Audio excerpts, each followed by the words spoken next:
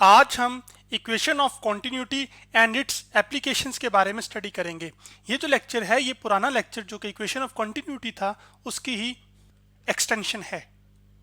तो equation of continuity के अंदर हमने ये जाना था कि अगर आपके पास एक ये नॉन यूनिफॉर्म साइज का पाइप हो जिसमें आपके पास एक ये लोअर एंड हो और एक ये अपर एंड हो, तो जितना फ्लूइड या पानी इस पाइप के इस एंड पर एंटर करेगा उतना ही पानी क्या करेगा, इस अपर एंड से लीव करेगा। उसके साथ साथ हमने ये जाना था कि जो लोअर एंड है इसके अंदर आपके पास ये जो पाइप का है इसका एरिया A1 है, जो पार्टिकल्स की वाटर पार्टिकल्स जो है उसकी वेलोसिटी जो है वो V1 है, और जो डिस्प्लेसमेंट लोअर एंड पे कवर हो रही है वो डेल्टा x1 है। जबकि अपर एंड पर एरिया जो है वो A2 है, वेलोसिटी जिसके साथ पार्टिकल्स मूव कर रहे हैं वो V2 है, और जो डिस्प्लेसमेंट कवर हो रही है वो डेल्टा x2 है। उसके बाद हमने लोअर एंड और अपर एंड के लिए अलग अलग डिस्प्लेसमेंट्स निकाली थी जो कि delta x1 equal to V1 delta t आया था। फिर उसके बाद जितना वॉल्यूम ऑफ द फ्लूइड इस पाइप के अंदर इंटर हो रहा है वो हमने कैलकुलेट किया, और फिर डेंसिटी का इस्तेमाल करके हमने ये देखा था कि कितना मैस फ्लूइड का या पानी का इस पाइप के लोअर एंड पर एंटर हुआ। तो वो हमारे पास रिजल्ट ये आया था del m1 is equal to rho A1 del x1। जबकि रो यहाँ पर डेंसिटी है पानी की, A1 जो है वो एरिया है लोअर एंड का, जबकि डेल x1 जो है वो डिस्प्लेसमेंट है लोअर एंड की। उसके साथ साथ सेम प्रोसीजर हमने अपर एंड के लिए भी अप्लाई किया था, और उसमें हमने ये देखा था कि जो अपर एंड है उसके लिए जो मैस जो यहाँ से फ्लो हो रहा है वो असल में डेल m2 है, जो कि बराबर हमारे पास आया था डेंसिटी ऑफ द फ्लूइड जो कि वाटर है, उसके बाद अपर एंड का एरिया A2 और डिस्प्लेसमेंट डेल x2। अब हम आगे बढ़ते हैं। अब अपनी हम सबसे जो शुरू में स्टेटमेंट मैंने दी थी आपके पास इक्वेशन ऑफ कॉन्टिन्यूटी की, उस पर चलते हैं और उसी से कंटिन्यू करते हैं कि जितना अमाउंट ऑफ फ्लूइड इंटर हो रहा होगा पाइप में से असल में उतना ही लीव कर रहा होगा, जो कि आप इस एनिमेशन में भी देख सकते हैं कि यहाँ पर जो कि मैंने ophysics.com की वेबसाइट से ली है, जिसमें आपके पास ये वाटर पार्टिकल्स इस पाइप के अंदर इंटर हो रहे हैं और इधर से ये क्या कर रहे हैं, लीव कर रहे हैं। तो जितना पानी इंटर हो रहा है असल में उतना ही लीव कर रहा है। तो फिर मैं यूं कह सकता हूं कि mass entering at lower end must equal to mass leaving at, sorry मैंने गलत लिखा था तो इसको मैंने करेक्ट कर दिया है, mass leaving at upper end. तो जो लोअर एंड पे मैस इंटर हो रहा है वो असल में क्या है, डेल m1 है, जो कि मैंने यहां पर लिख दिया है। तो वो बराबर होना चाहिए डेल m2 के, जो कि मैस है जो कि फ्लूइड का लीव कर रहा है अपर एंड पर। इसका मतलब है ना ही तो लोअर एंड पर और ना ही अपर एंड पर जो पानी का मैस है वो इकट्ठा हो रहा है। इसका मतलब है कि आपके पास ये जो इक्वेशन ऑफ कॉन्टिन्यूटी है वो असल में फॉलो करती है किसको, law of conservation of mass को, यानी कि जितना मैस एंटर होगा असल में उतना ही मैस लीव करेगा। तो अब मैं क्या करूंगा कि जो डेल m1 है उसकी जगह जो हमने वैल्यू कैलकुलेट की थी लोअर एंड के लिए एंटरिंग मैस की, वो रो A1 डेल x1 सब्स्टिट्यूट कर दूंगा, जबकि डेल m2 के लिए मैं सब्स्टिट्यूट कर दूंगा रो A2 डेल x2। तो डेल m1 की जगह मैं पुट करता हूं आपके पास रो A1 और साथ डेल x1 जो कि डिस्प्लेसमेंट थी लोअर एंड पर पानी की।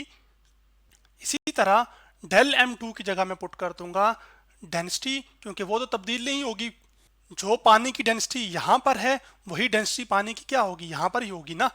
अब ऐसा तो नहीं कि पानी जो है वो लोअर एंड से अपर एंड तक जाते हुए इसकी डेंसिटी जो है वो बदल जाए। तो रो आपके पास उसके बाद आ जाएगा A2 और साथ आ जाएगा डेल x2। तो अब डेंसिटी क्योंकि सेम होने की वजह से आपके पास ये जो टर्म है वो दोनों साइड पर सेम है तो कैंसिल आउट हो जाएगी। तो आपके पास एक्सप्रेशन आ जाएगा A1 इंटू डेल x1 और बराबर आ जाएगा उसके साथ साथ A2 और डेल x2। अब जबकि हम ये जानते हैं कि x डेल x1 जो कि डिस्प्लेसमेंट एट लोअर एंड है वो असल में बराबर थी आपके पास V1 डेल्टा टी के, जो कि हमने यहाँ पर देखी थी। चलें आपकी आसानी के लिए मैं ये तस्वीर भी ले आया हूँ और उसके साथ साथ ये जो डिस्प्लेसमेंट थी डेल x1 और डेल x2 इनकी वैल्यूज भी यहाँ पर रख दी आपके लिए। अब मैं पुट करूंगा तो मेरे पास आ जाएगा A1 is equal to del x की 1 की जगह आ जाएगा V1 डेल टी, और उसके साथ साथ आपके पास आ जाएगा इक्वल टू, और फिर आ जाएगा आपके पास A2 जो कि एरिया है अपर एंड का जैसे कि ये वाला, और फिर डेल x2 की वैल्यू क्या है, वेलोसिटी एट अपर एंड जो कि v2 है, और साथ आपके पास टाइम जो कि डेल्टा t गुजरा है। अब आप ये भी देख रहे होंगे यहाँ पर कि आपके पास जो डेल टी की टर्म है वो लेफ्ट हैंड साइड पर भी है और राइट हैंड साइड पर भी है, तो ये दोनों एक दूसरे से कैंसिल हो जाएंगी। तो आपके पास ये इक्वेशन एक नई बन के आ जाएगी जो कि होगी a1v1 इक्वल टू a2v2। तो ये मैथमेटिकल फॉर्म है आपके पास असल में इक्वेशन ऑफ कॉन्टिन्यूटी की। तो अब आपको क्या नजर आ रहा है कि a1v1 क्या है, ये लोअर एंड की प्रॉपर्टीज हैं, जबकि a2v2 क्या है, अपर एंड की प्रॉपर्टीज। कैसे? a1v1 असल में ये प्रोडक्ट है एरिया और वेलोसिटी का। तो a1 और v1 एरिया और वेलोसिटी का प्रोडक्ट है किस पर? लोअर एंड पर, और वो बराबर आ रहा है किसके? एरिया जो कि a2 है अपर एंड पर और जो वेलोसिटी v2 है अपर एंड पर। इसका मतलब है जितना ये प्रोडक्ट नीचे होगा a1 एरिया और वेलोसिटी का, उतना ही ये प्रोडक्ट ऊपर भी होना चाहिए। तो फिर मैं यूं कह सकता हूं कि the product of cross sectional area and speed of the fluid at any point along the pipe is constant. यानी कि लोअर एंड पे अगर एरिया और वेलोसिटी का प्रोडक्ट बराबर है आपके पास अपर एंड पर एरिया A2 और वेलोसिटी V2 के प्रोडक्ट के, तो इस पाइप के किसी भी पॉइंट पर, चाहे वो ये पॉइंट हो चाहे वो ये पॉइंट हो आपके पास, तो इन दोनों पॉइंट्स पर भी फिर आपके पास इस जगह पर भी एरिया और वेलोसिटी का प्रोडक्ट बराबर होना चाहिए इस पॉइंट के जो एरिया और वेलोसिटी के प्रोडक्ट के। तो इसी को इक्वेशन ऑफ कॉन्टिन्यूटी कहते हैं। और अब इस प्रोडक्ट को मैं आपके लिए साबित भी करता हूं एक एनिमेशन से। जैसे आपके पास ये एनिमेशन, उसी पर मैं वापस आ गया हूं। ये पाइप का लोअर हिस्सा है और ये अपर एंड है, ठीक है। तो मैं अभी अपनी आसानी के लिए मान रहा हूं कि यहां पर ये एरिया छोटा है और ये एरिया क्या है, ये बड़ा है। तो जो लोअर एंड है उसका जो एरिया है वो मैं मान लेता हूं कि वो 2 मीटर स्क्वायर है, ठीक है। जब एरिया यहां पर छोटा है तो आप ये देख सकते हैं कि जो पानी की फ्लो होने की रफ्तार है ना, वो ज्यादा है बानिस्बतन इस वाली एंड पर। तो मैं ये मान लेता हूं कि जो वेलोसिटी है लोअर एंड पर एरिया कम होने की वजह से असल में यहां पर जो वेलोसिटी है वो 4 है।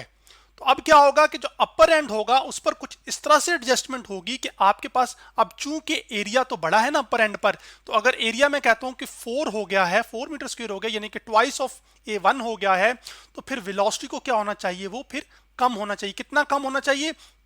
2 गुना कम होना चाहिए, क्योंकि एरिया 2 गुना बड़ा है। तो 2 4 जा क्या होता है 8, और यहां पर भी क्या आएगा 4 2 जा 8। तो ये साबित हो जाता है इससे इक्वेशन ऑफ कॉन्टिन्यूटी कि जो एरिया और वेलोसिटी का प्रोडक्ट है वो हमेशा क्या रहेगा, वो कांस्टेंट रहेगा किसी भी पॉइंट पर इस पाइप के अंदर। अब मैं स्लाइड को थोड़ा नीचे करके ले आया हूं। चूंकि एरिया और वेलोसिटी का प्रोडक्ट कांस्टेंट है तो इसको फिर मैं यूं भी लिख सकता हूं मैथमेटिकली आसान फॉर्म में, और कि एरिया ए जनरलाइज कर रहे हैं। पहले तो हमने स्पेसिफिक केसेस लिए ना लोअर एंड और अपर एंड के लिए, अब मैं जनरलाइज कर रहा हूं कि एरिया किसी भी पॉइंट पर ए है और जो फ्लूइड की वेलोसिटी या पानी की वेलोसिटी किसी भी पॉइंट पर वो क्या है, वो वी है। तो वो किसके बराबर होनी चाहिए, किसी कांस्टेंट नंबर के। तो यहां पर मैं लिख सकता हूं कांस्टेंट।